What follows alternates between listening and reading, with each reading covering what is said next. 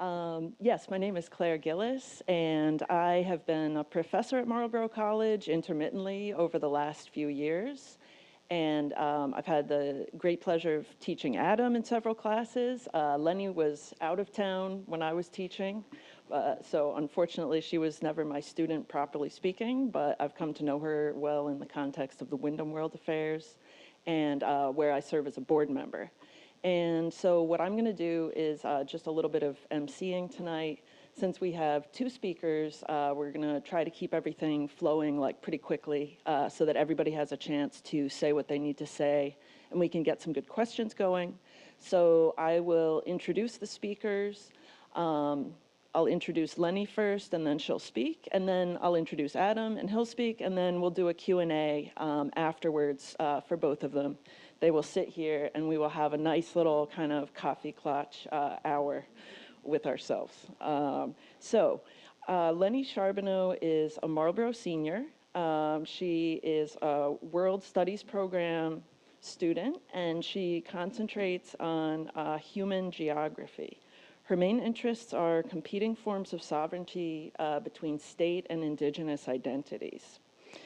She hails from Hawaii, where she grew up in a Japanese neighborhood, and she actually spent last year in Japan as a researcher at the Center for Environmental and Minority Policy Studies based in Sapporo. And she became interested in the Ainu after noting that the Ainu are an indigenous group of people in Japan. And she noted some similarities in their social structures between the Ainu and the Sami of northern Scandinavia, which is another place that she has studied. And while in Japan, she took note of how the preparations for the upcoming Olympics have made use of, they're developing a lot of infrastructure projects, and the narrative that's being pushed in mainstream Japanese culture about the Ainu and about their indigeneity is actually at odds with certain aspects of their culture and their human rights. And without further ado, I give you Leni Charbonneau. All right, well, thank you so much, Claire and Kevin, everyone else who's here tonight. And this is really a treat as far as planned presentations go, so I feel really, really fortunate to be here with all of you. And before I get into the real matter of my talk, I thought I would, given the circumstances of our place on the Hill, I thought I'd just say a couple words about Marlboro. This event tonight has been framed as one to sort of honor the departure of Marlboro College, given all the news with our merger with Emerson. But I'd like to reshift that just a little bit and instead celebrate a bit of what this institution has made possible for students like myself, which has been quite a lot, and I'm really, really grateful for that. As Claire mentioned, my studies with Marlboro have led me into the world of human geography, so I thought I'd do like a little personal cartography, sort of trace where my academic route has taken me, sort of as a testimonial to what Marlboro has offered me at this point. So I came into Marlboro, I was a transfer student, I came in about 2.5 years ago, and the general question that I wanted to explore when I came into the college, very, very broad, didn't have a lot of grounding, but generally I was interested in how environmental knowledge is transmitted and negotiated across different groups on a shared experiential plane and shared environmental context.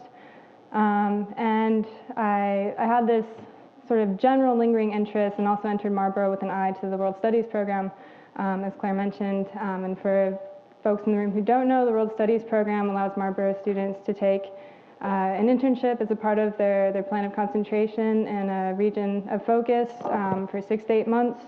And like everything else with the college's curriculum, it's very custom tailored to what the student wants to do. And as Claire mentioned, I'd spent time in Japan previously, and I had some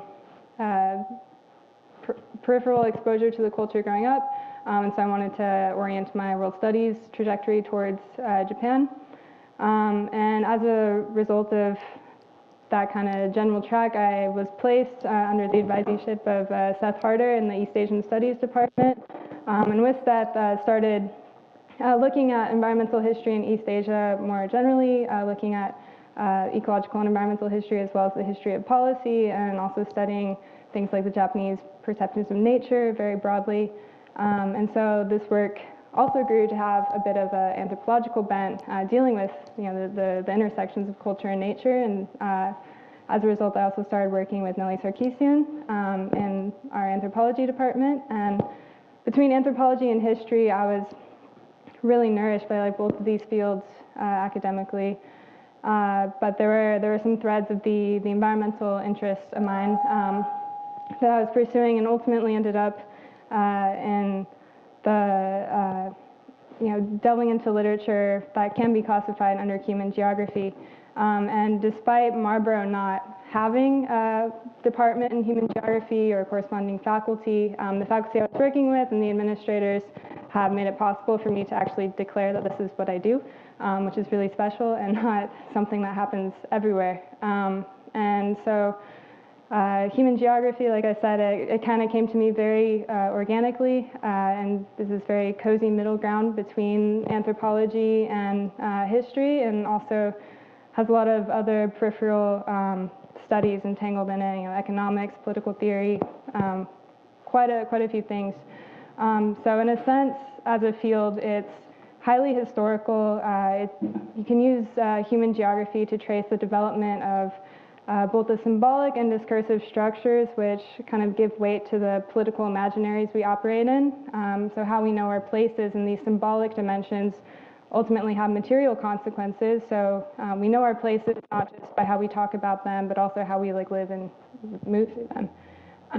And so this ultimately follows what Patrick Wolf views history as, not an event or a series of events on a continuum, but rather a structure that we need to understand and maybe at times dismantle and reconfigure a bit. And we can also view culture at any given moment as both a social product of these structures and a constitutive element of it, and therefore human geography is inherently anthropological as well. And the discipline overall, in practice, can be applied to act as a sort of mapping of different things like our socio-political affiliations, the terms of inclusion and exclusion that are articulated across different planes. And the things I'll focus on in this talk are the notions of sovereignty, self-determination, and recognition as they occur within these structures. And so before I get segue into the actual case that I'll present with you all tonight, I just again want to point out that this niche of a field that I've been really fortunate to now operate in has only really been made possible by the care that Marlboro College as an institution has been able to provide. So with that, we can maybe go to Japan. Yes. Okay. Yeah. Oops. Now I'm way off here.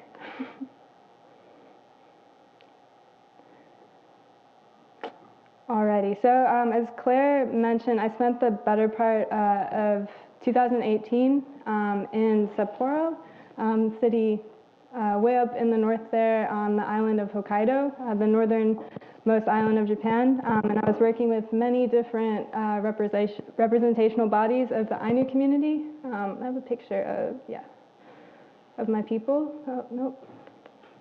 There we go. These are my people. And this community broadly, as well as Sapporo and Hokkaido overall, really the people in place represent an excellent opportunity to kind of delve into those questions I was talking about, given the formation of these political imaginaries that shape our everyday. And they're an excellent opportunity to study that because they're also a fantastic interruption to the political imaginary of Japan. Go back, map of Japan.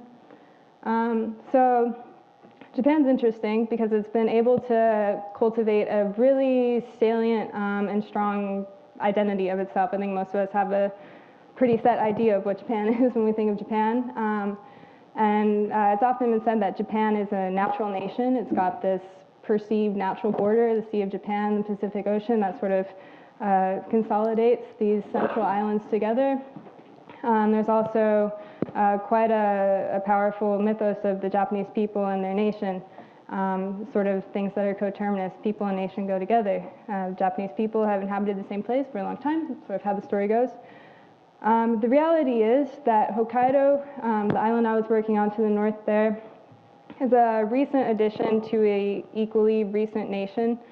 The Japan, as we know it today in this configuration, only was consolidated as such in 1868, and it wasn't up until that date until Japan started to sort of endemically refer to itself as a nation to begin with. So the island of Hokkaido, as well as the Kura Islands, which kind of jut off to the right there, and Sakhalin, an island above, as well as parts of the Kamchatka Peninsula, which sort of stem down from the Eurasian mainland, are and were home to the Ainu people, who are then effectively the indigenous population of this region.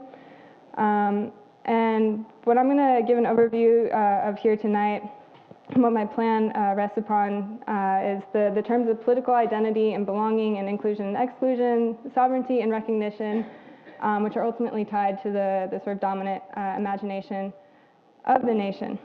And we can look at this with the geographic perspective by sort of spatializing the political terrain, which emerged along with the nation of Japan. And so another way to put this is look at the parameters of political possibility, which sort of stemmed out of this nation building process that was undertaken in pretty recent history.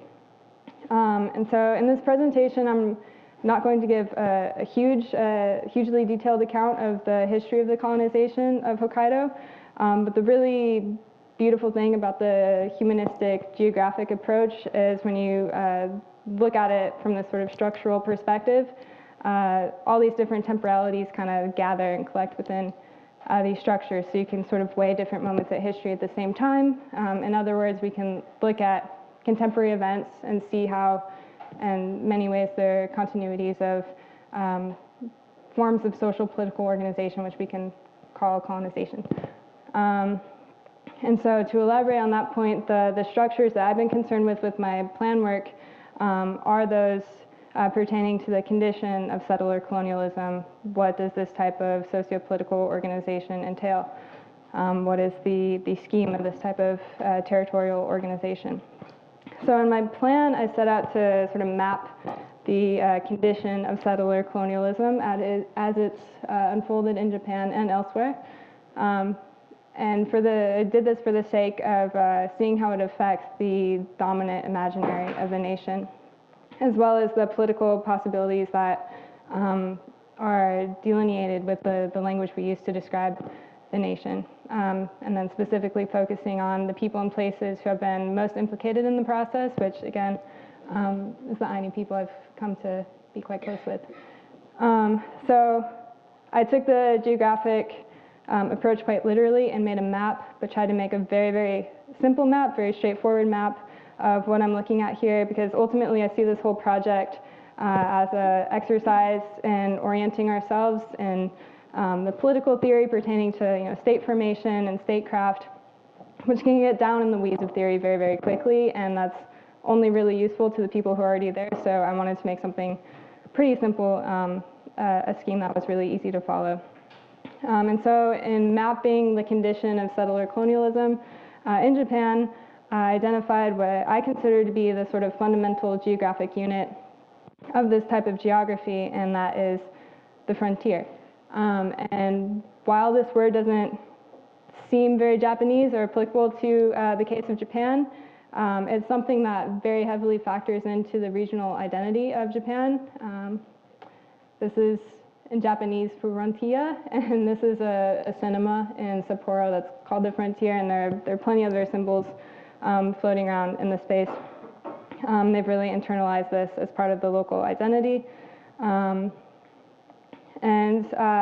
So looking at this element of the geography of settler colonialism, I started to ask, what is it that constitutes the frontier? What are the essential elements of the frontier?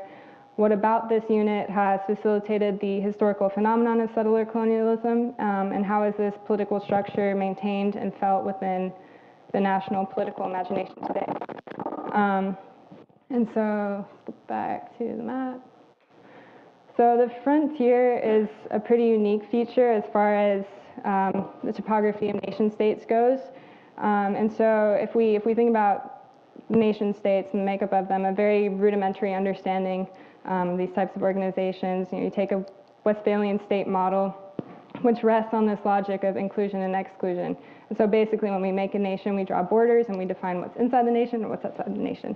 And in so doing, we're also delimiting the terms of sovereignty and political belonging. So we're defining what is and what is not. And the frontier, on the other hand, is incorporated into this logic, into this process, to provide what Anna Singh calls the space of the perpetuated not yet.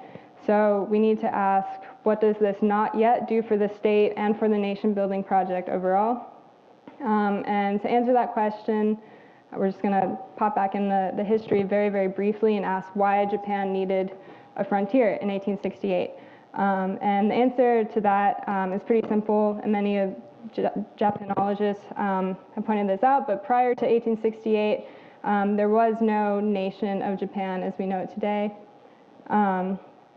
So in addition to being the essential unit of a settler colonial geography, modern Japan actually consolidated and organized itself following the sort of scheme of settler colonialism as a territorialization strategy. And so we can look at the frontier not only as this essential unit of colonial geography, but also as a pretty fundamental unit of modern Japan as we know it. And to understand this point, there are two sort of key historical facets about Japan that we need to know around this date, 1868. So prior to that day, this was what Japan would have referenced. It's a polity of a bunch of really factionalized and segmented feudal kingdoms. So Japan at this time, the head political authority was something called a shogun, which is like a military dictator. And there was still an emperor instated at this time, but his power was pretty nominal. So for about 200 years prior to 1868, Japan was organized in this strategy where you had a military dictator at the top, and then you had all these feudal kingdoms with vassalages, and political identity was oriented towards these structures. Political identity would have been expressed on the scale of these domains and not a wider imagination of the nation, but I won't dwell on that here. The second aspect the second important thing to know about Japan historically at this time, mid-19th century, was the presence of imperial powers in the general East Asian sphere.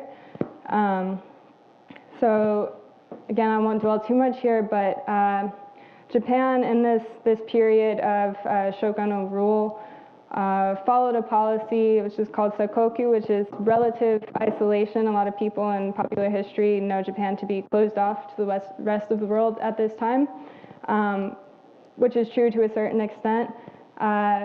This was ultimately challenged given things unfolding next door in China, where a lot of predominantly Western European powers were coming in and challenging China's claims, or China's own sovereignty, through the Opium Wars kind of being the largest event which unfolded there, resulting in a number of what are called unequal treaties, again sort of challenging China's sovereignty over its own claims to land. So the ruling elite in Japan basically had the decision whether to open up geopolitically and meet these imperial powers on their own terms, or to stay closed and risk the threats to their own autonomy that was experienced by China. And so this kind of culminated in what's often referenced as the foreign question on the soils of Japan. And this, given with the sort of inherent inequality of the factionalized domain system, culminated in a period of civil war for about 10 years, and then ultimately in 1868, this resulted in a pretty radical regime change in which the top structures of authority shifted from this military dictator, the shogun, back to the emperor. The power of the emperor was reinstated. And with this shift, Japan as a reference became an endonym referencing a nation. Japan as a nation was born instead of Japan as something else. And so it effectively sort of assimilated the status lexicon language of other imperial powers. So again, we'll go back to the frontier and ask how it played into all of this.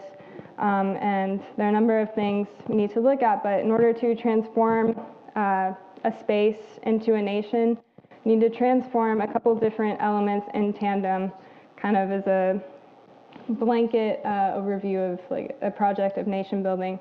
And so first you need to create the actual space of Japan.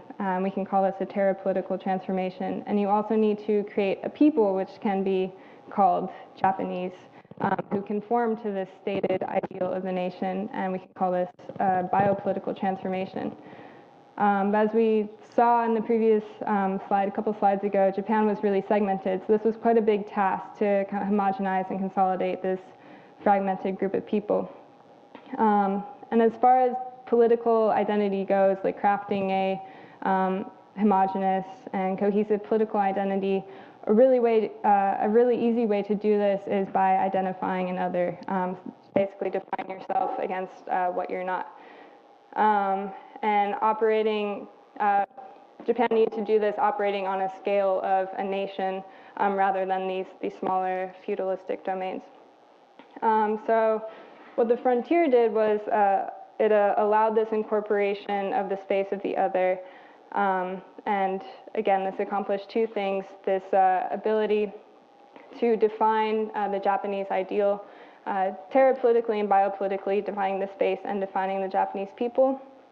And the frontier, being an adoption of a national lexicon, kind of with origins elsewhere, to the west, was also, it had these undercurrents of not only political organization, but also economic organization. So with these imperial powers, Japan also sort of imported the leading impetus for how space was organized. Basically, the nation also incorporated principles of capital production and accumulation, and the space was ordered accordingly, and I'll elaborate on that a bit more.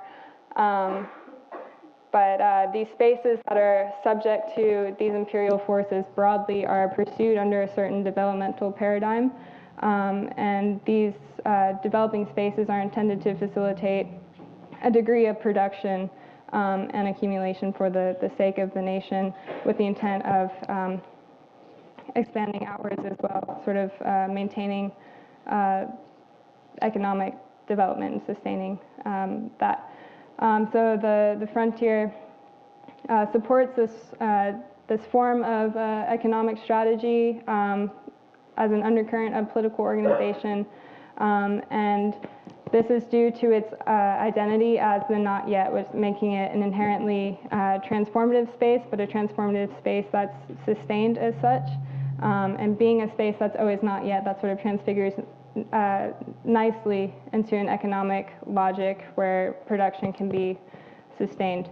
And so kind of stepping back out a bit and getting into the theory of statecraft, in order for these ideals to be propagated into a larger political imaginary, they need to be kind of consistently performed and put on display, exhibited, to actually materialize and be internalized by the populations that they're targeted for. So to create the space of transformation, of development, to actually see to the materialization of the frontier, you need to at once develop the sort of objective of development, the kind of idealized goals of development, as well as a starting point. And I tried to do this with the mapping exercise again, creating a very hopefully simple conceptual model, but tying these two ideals of development, kind of the objective and the starting point, and framing them as the two sort of central poles which constitute the frontier as an ideal form for the nation. So these two ideals work in tension more or less to produce this space of sustained transformative potential.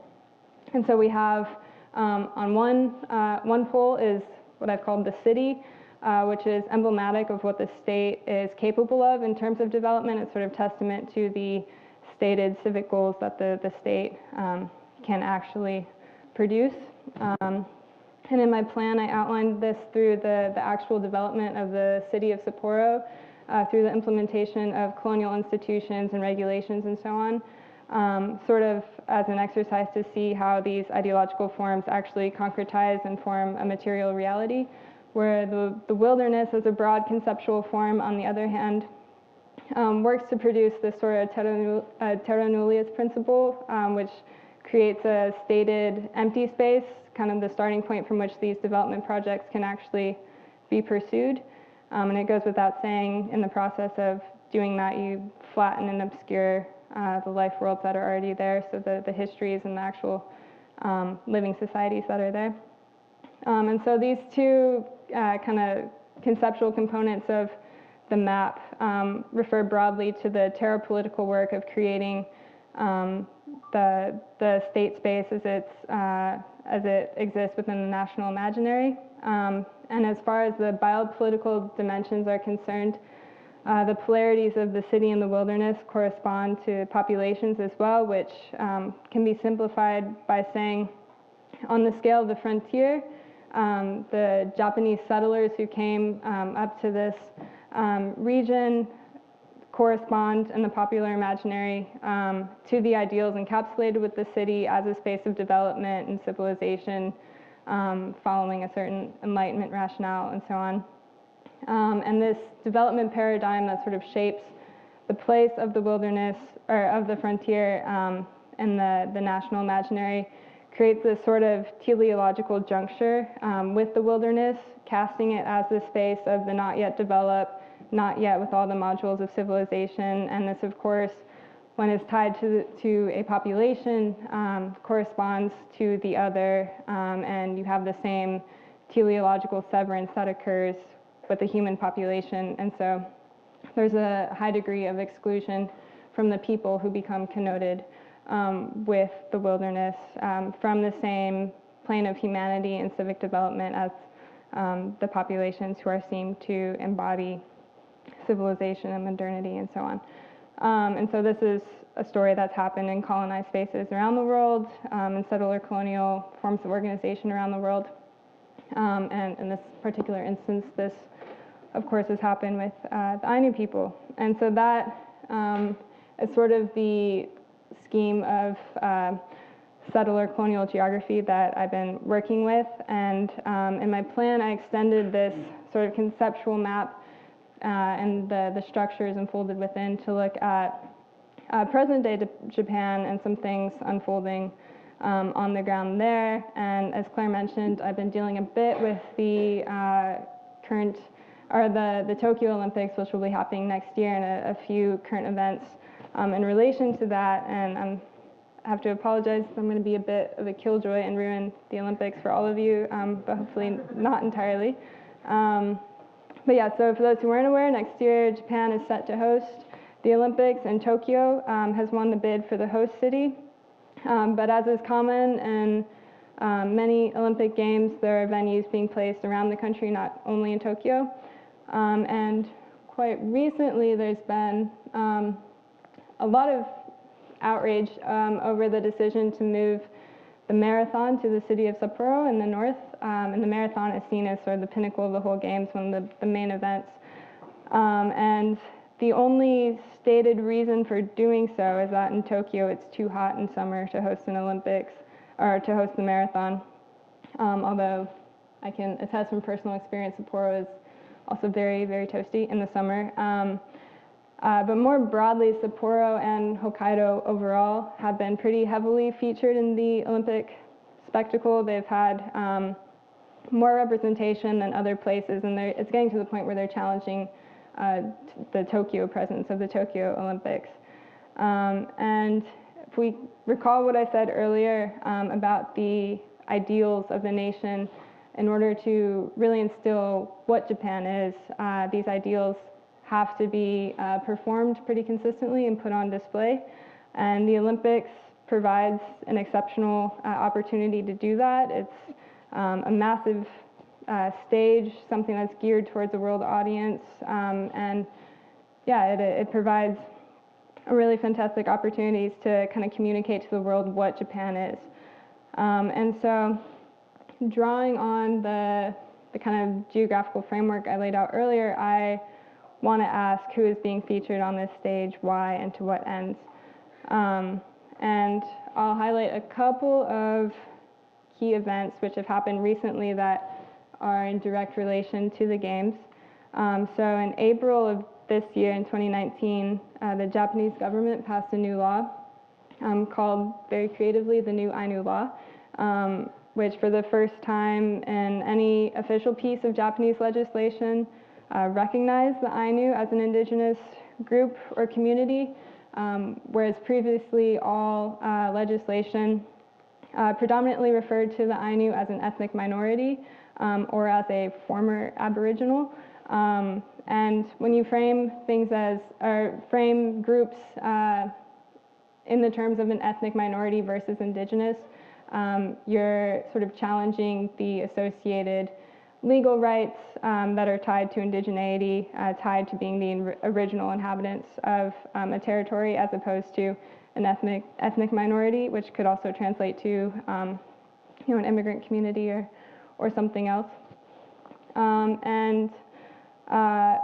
This sustained portrayal of the Ainu as an ethnic minority or a special cultural group or whatever other term is floating around there has allowed Japan to contradict many of the international documents which it has both signed and ratified in the last few years, including the United Nations Declaration on the Rights of Indigenous Peoples, or the International Labor Organization Convention 169, which are both very important documents as far as indigenous rights are concerned.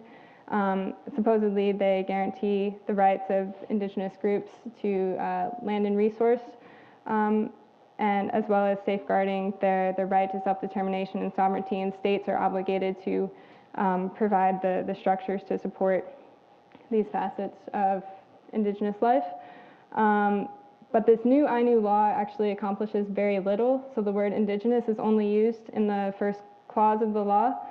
And otherwise, it doesn't really present anything novel.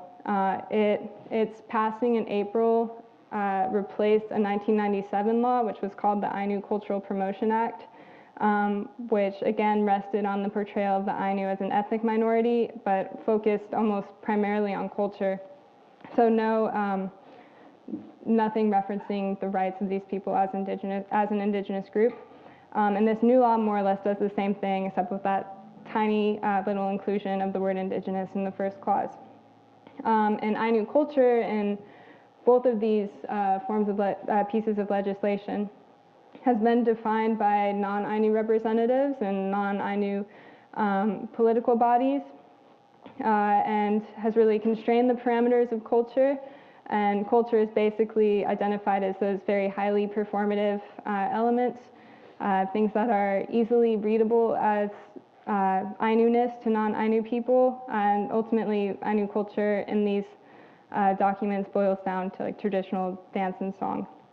And tradition plays a really important role in the rhetoric that's used in these policies, as opposed to a culture that's accompanied by notions of self-determination or sovereignty, so on, which these documents are supposed to do, but they don't. And this emphasis on tradition, as opposed to other paralleled forms of sovereignty or self-determination, can be seen as an extension of the detemporalization of people in place, which factored largely in to the consolidation of the national geographic imagination or imaginary. So the Ainu being kind of relegated to the past has allowed for the depiction of their culture to be framed as something purely traditional or kind of restricted to a sense of, or it's denied the Ainu any sense of co-evalness with the Japanese population, so it's not something that can develop on its own terms. So people in place, Ainu people in place under these policies have been sort of depicted as something developed on different terms than with the rest of Japanese culture. It's something that the Japanese political body has entitled itself to protect and conserve, but not something that's contiguous or parallel with the Japanese forms of civic society. And this is at the Ainu Cultural Center in Sapporo, and this is a facet of the Ainu Women's Association, which is dedicated to putting out position papers, more or less, on Ainu policy. And like I said previously, this new law doesn't really have any substantial developments to warrant its passing or implementation. And it also doesn't fulfill any of the stated measures to facilitating things like self-determination or the sovereignty or sovereign structures for the Ainu community that Japan is obligated to do, given its ratification of several international documents. And so we have to ask, why did the Japanese government do this? Why has it passed a law that doesn't really accomplish anything that the previous legislation wasn't already doing? And I have a quote here that I won't read all of. This is from a friend of mine, Ryoko Tahara, who is the head of the Ainu Women's Association. But essentially, she and several others have pointed to the fact that these pieces of legislation really just aim to promote culture as something that can be, again, exhibited. Ainu culture is something to be protected and placed within a very specific context, but the passing of all these policies does nothing for the political rights of the Ainu. So the passing of this law points to what a scholar of indigenous sovereign forms in Australia, Elizabeth Pavanelli, has dubbed the cunning of recognition, where these forms of recognition are highly performative and only work to maintain the terms of development and the uneven geographies which have constituted the nation and the formation of the nation as we know it today. So recognition in this way is ultimately seen as a really great inhibitor to the self-determination or sovereign possibilities for these alternative non-dominant groups. And recognition as a concept is tacitly unilateral. The national unit recognizes another or the other in a way that's legible to itself within its own operating language, within its own hegemonic terms, and not on the terms of the people towards which it's directed. So what is recognized is what ends up being recognized in these policies is an ideal of, or an imaginary of the native, which is construed within the same terms as the nation, and delimits these people and places to what I mapped out in the sort of historical geography conceptually as the wilderness. And why I've called it the wilderness becomes clear when we look at this Ainu law as an example of what Audra Simpson has called the juridicalized market forms of sympathy. And the market here refers to these forms of economic and political organization which are articulated within the parameters of the nation state. So in other words, we can look at larger systems of global governance as a sort of marketplace within which the key actors of this market are the constitutive nations. So I'm looking at larger international, transnational communities and the sort of discursive systems stemming outwards from those, and the role of these national structures in determining the political possibilities for entities that are decidedly non-national, such as indigenous groups. And the Olympics, in many ways, represents one domain of this transnational or international marketplace as one platform in which sort of leading tenets of transnational rhetoric can be performed and exhibited.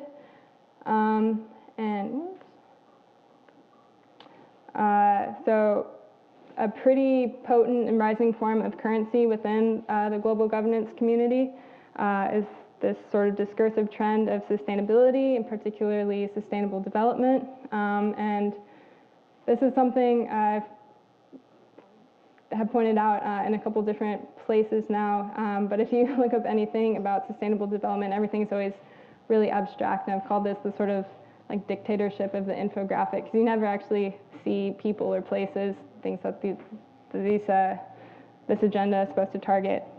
It's always these very colorful, abstract infographics. But I'm pretty sure most of us here are familiar with the Sustainable Development Goals. A lot of Windham World Affairs Council's talks have featured this agenda in the past. And an underlying question I have here regarding this notion of sustainability as it's articulated within these transnational structures, within these forms of goal-oriented governance, is how is sustainability measured and where is it oriented?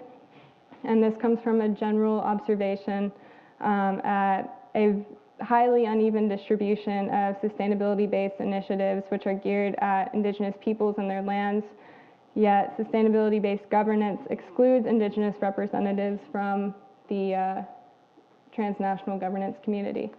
And this was demonstrated as early as 1992 with something that's called, often called the Earth Summit. It was the Rio Conference on the Environment and Development, mostly just shorthand, the Earth Summit now, which really kick-started the Sustainable Development Agenda. If you do a genealogy of where this agenda came from, this was a really big moment. And the UN, which sponsored this event, made a clear effort to include Indigenous communities in addition to all the normal national representatives. But what ended up happening was a bunch of disparate representatives of Indigenous communities from around the world were consolidated and homogenized into a single stakeholder group. And the UN, since this time, has reflected on what it calls a seminal inclusion of the Indigenous body and its importance for the notions of sustainable development, stating that the special relationship to the environment held by these groups was officially recognized. But recognition in this case was rather a tool to reinstate the relationship of the delineated national community to endow itself with the authority to recognize Indigenous peoples and lands as something to be conserved and protected, rather than as sovereign bodies to participate in these forms of governance on their own right. And so this single stakeholder group wasn't allowed to participate in the same policy-based discussions as these national representatives. And so this demonstrates a certain conflation of conservation ethic with the human and political rights concerning people inhabiting lands, which the rhetoric often uses terms like pristine or pure or undeveloped places, and native culture as is perceived by these national units respectively kind of becomes entangled in this. It also becomes something to be protected, not something that can develop autonomously. And so this is ultimately a pretty significant blockade to these communities who are trying to, in their own terms, pursue sovereignty and self-determination. And so what I've argued in my plan paper to a degree is that Indigenous peoples under this scheme of organization have ultimately been reduced to a certain sign value to communicate a nation's assets corresponding to this discursive trend of sustainability-based governance. And as a sign value, these Indigenous groups are more easily commodifiable within this marketplace of global governance. And to demonstrate this, we'll go back to the Olympics, which in addition to being a stage to perform these notions with a very high symbolic value, such as sustainability, The Olympics also presents host countries with really large scales for economic development. It's essentially a huge tourist boom accompanies the Olympics. And the new Ainu law has been carried out in this context, and the law has been developed over the last few years, and one of the key components of this law has been the construction of this space, which is called the Symbolic Space for Ethnic Harmony. That's the actual name. And this is sort of a constructed arena for Japan to demonstrate its obligations to this sustainable development agenda as far as the Ainu are concerned.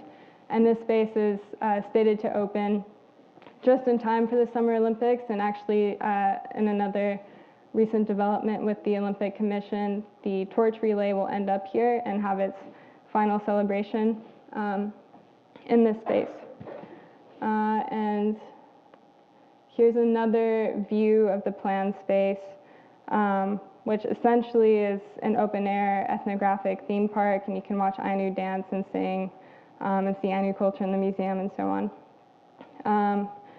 And while the construction of this space is being carried out under the rubric of sustainable development and the recognition of the Ainu as an indigenous group, as far as self-determination goes for the Ainu groups actually fighting for their own terms of self-determination and sovereignty, this whole endeavor is more or less a huge slap in the face, and this is probably best illustrated with this building planned on the site, which is a mausoleum in which Ainu human remains, which have been housed in research institutions around the whole country, will be consolidated. And so this is a central feature of the symbolic space for ethnic harmony. And this is in direct contradiction to the demands of Ainu people over several decades now, who have been protesting for the return of these human remains back to the villages from where they came from. And so we can see these market orientations as a sort of extension of the imagined geographies of the state. The symbolic space is marketed as a place where culture is ultimately conflated with nature, in this space of the sort of stated wilderness. Again, I'll cite Elizabeth Pavanelli in saying these types of spaces that are being constructed can be sort of classified as a certain uncanny pleasure of experiencing and consuming traditional landscapes and people, particularly within a tourist market, as opposed to actually safeguarding sovereign structures. And so these are just some snapshots from the website for this symbolic space. What I want to point out here is just the language used to reference Ainu people and their culture, an invaluable culture in Japan that's on the verge of extinction. And we also have an overview of what the park is set to do. Visitors can experience various elements of Ainu culture, a culture that has been cultivated in its nature. And back to that for a sec. So these initiatives, both the construction of the symbolic space, which is a component of the new Ainu law, which was passed earlier this year, have been a pretty severe point of division for many people within the Ainu community, as well as the Olympic spectacle, which sort of contextualizes both of these initiatives. And a good number of Ainu individuals will be participating in the Olympics. The opening ceremony will feature Ainu dance and song, and many people will participate in that. And many individuals and groups are also simultaneously organizing protests in Tokyo for the Olympics, statedly to make their own culture visible on their own terms. But just to conclude, I didn't want to conclude on that note of division where the Ainu community stands in relation to these pieces of policy that are unfolding and affecting them and the Olympics overall. I instead wanted to just highlight briefly the community, the larger community that I've been able to work within, which is composed of folks who are actively trying to re-spatialize the sort of imaginaries or the forms within which sovereignty can be articulated, and sort of transcend these constraints of the national imaginary of the nation. So these approaches are decidedly unnational and are looking towards different spatial modalities where political affiliation and identity can be construed. And in my plan work, I've engaged with literature of the translocal, and in the translocal, we can find conversations that sort of counter the hegemonic notions of space and the notions of race folded within, that determine the sort of topography of identity where sovereignty is often articulated. And the translocal, instead of operating on the national logic of inclusion and exclusion, instead turns to relationality, where shared histories and a shared vision agenda for future development can define the terms of political belonging. And so what I've put up here is the Parliament of the Sami people in Karasjok, Norway, and this has been one site of many where a lot of exchanges have unfolded. Many Ainu people have come here in addition with many other indigenous groups to try to collaborate and find strategies for determining sovereignty on their own terms and sort of working outside of both the symbolic and material constraints of respective nations. And between Sami groups and the Ainu in particular, my time in Ainu land has sort of extended into Sami areas. And this is just one example of a sort of translocal approach to cultivating spaces where different strategies towards sovereignty and building sovereign structures can be imagined in ways that sort of get out of the geography of the nation. I think I've been talking for a long time, so I'm going to stop talking. But these are just some pictures of that community and the meetings that we've tried to work within, trying to imagine what it means to be indigenous and come up with different structures outside of the nation, more or less. And yeah, I can speak more on that later if you want. That's it.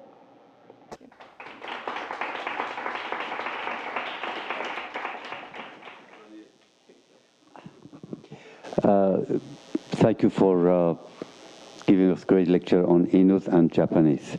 I just want to know if the Inuits had their own religion which was similar to Japanese or even a different one.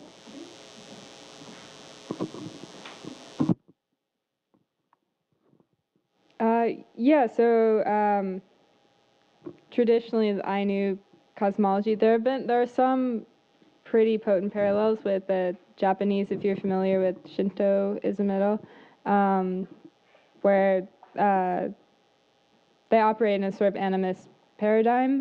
The world is sort of endowed with all these spirits. For the Ainu, the term of these spirits is called kamui, and kamui is in everything. Everything is sort of animated, so that sort of structures how the Ainu would go about their day-to-day. Like, there's a Kamui table, there's a Kamui in like the wood that's forming the rafters, but there's a definite hierarchy in the deities. Like, for example, a lot of Ainu groups really revere like the god of salmon, or bears figure very heavily into Ainu worldview traditionally, but there were pretty severe assimilationist policies around the turn of the 20th century, which have really suppressed any of that. So it's not really active much today. Rose? I was wondering what the motivation was for moving the events to Sapporo. Was it just because they thought the Ainu were going to be picturesque and exciting in the eyes of the world, or using them to rather than doing something based on the more dominant culture? Yeah, so it's just speculative at this point. The official reason for moving the marathon was that it's too hot in Tokyo in the summers. But all these infrastructural projects, primarily this symbolic space, has been underway for a while since the new Ainu laws began to be drafted about 10 years ago. And so it's, I think being registered is just an opportunity to develop a certain market on Hokkaido and link it to this large-scale event. Yeah. In summer's not, no. Like, yeah, Sapporo is pretty hot in summer as well. That's really the only official reason that's been put out, is that it's too hot to run a marathon in Tokyo in July. It's similar in temperature in Sapporo, though, so. Yeah. Thank you both. I kind of see the commonality between the two things that you talked about in something that I would call narrative, because both the case of the Ainu being recognized as creating a kind of narrative, and then also this invention of a system that somehow is supposedly better, infinitely better than the archaic, vindictive system. I'm just wondering if either of you feel strongly about that narrative being able to be shaped by us in any way, or whether that's kind of out of our hands. Anybody could answer your question. I always think there's a tension between, like structures versus agents, and the perspectives or like conceptual models I've been working with. It's easy to fall into the structural trap and kind of steer away from the agency of humans on the ground. But the last point that I brought up in the slide, these sort of not even transnational, but like unnational, I use the phrase translocal communities, sort of create these spaces where counter narratives are being pursued or constructed collaboratively, and just as a more substantial example to that, a lot of these groups find commonalities with similar instances of environmental contention, or these intersections of social and environmental policy. So they're the first instance of this Sami Ainu coalition network came about at the kind of beginning of the 2000s. In the end of the 90s, there was a really significant dam case in Hokkaido, huge land expropriation as the result of this construction project in a village called Nibutani. And while the respective court case was unfolding, a bunch of local Ainu residents traveled to Norway, where a similar case had unfolded like 20 years prior in Alta, Norway, which involved like the Norwegian military, and there was a huge Sami protest, and that was sort of the first instance where the Sami were able to secure their first steps, leading to ultimately what they have now, which is an autonomous region. They have their own parliament, several educational institutions, and so there's been this coalition network established between these two groups on a basis of similar shared struggles as a result of similar narratives being imposed upon them, and from that they can work together to find strategies to create counter narratives to that. So I think the agency is the most important thing above the structures, but we have to look at the structures to find where we can inject our moments of agency.